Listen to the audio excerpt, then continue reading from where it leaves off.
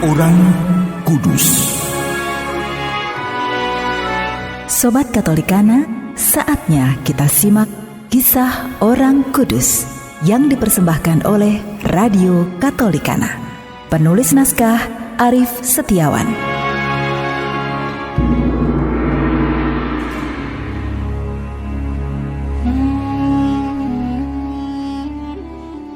Saudara-saudari, hari ini kita akan mengikuti perjalanan Santo Bernardinus dari Siena.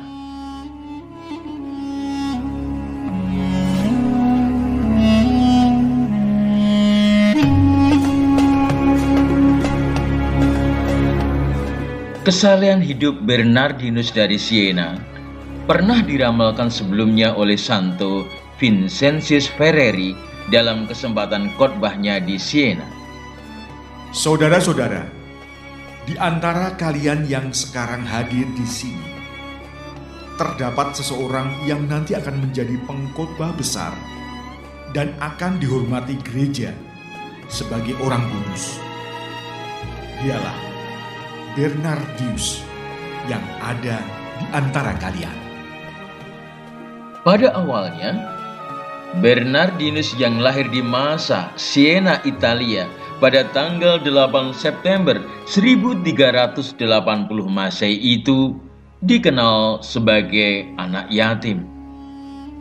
Sebenarnya, ia anak keluarga kaya.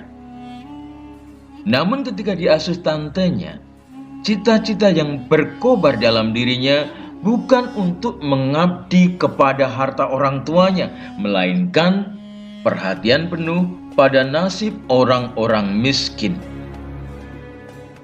Setelah menyelesaikan studinya di bidang hukum gereja dan negara pada tahun 1397, ia masuk persekutuan Santa Maria della Scala di Siena.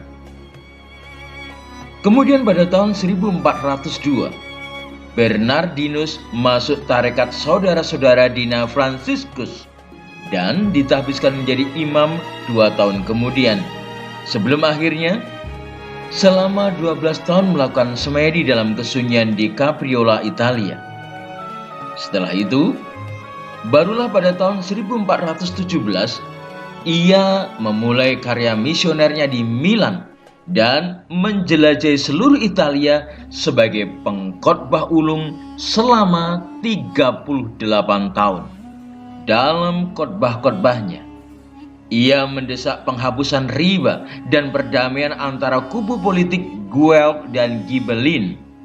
Karena dituduh mendorong umat untuk melakukan devosi kepada nama Yesus yang tersuci, Bernardinus dipanggil ke Roma dan untuk beberapa waktu ia dilarang berkhotbah oleh Paus Martinus yang kelima. Namun akhirnya, devosi kepada nama Yesus yang tersuci direstui oleh gereja dan dirayakan secara khusus dalam liturgi gereja. Setelah berkarya selama bertahun-tahun, ia meninggal dunia pada tanggal 20 Mei 1444 di Aquila, Italia.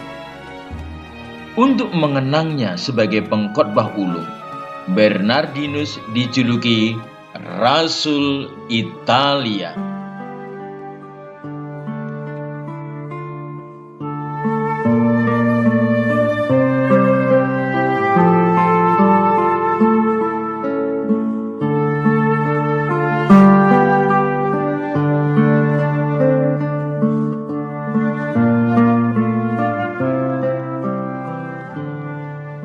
Pada zaman ini, banyak orang berlomba-lomba untuk terkenal.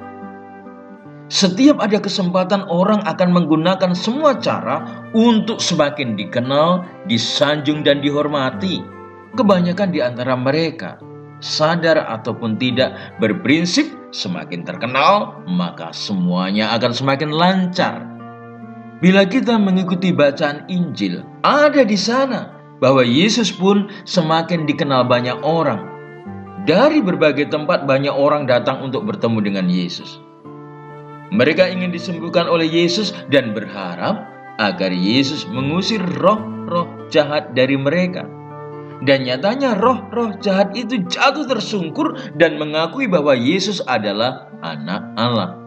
Dalam hal ini, kita diundang untuk bermenung sejenak tentang siapakah Yesus.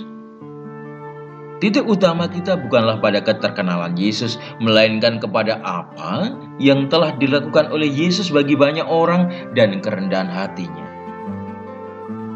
Yesus banyak membantu orang dan sekaligus tidak ingin dipuji orang. Karena itu, Yesus sangat melarang roh jahat memberitahu siapakah sesungguhnya dirinya. Yesus ingin agar Bapa semakin dimuliakan. Tujuannya hanya menjalankan kehendak Bapanya. Mampukah kita meniru teladan Yesus? Yakni bersedia membantu sesama tanpa mengharapkan pujian dan maksud supaya semakin terkenal? Semoga kita tulus membantu sesama dan rendah hati.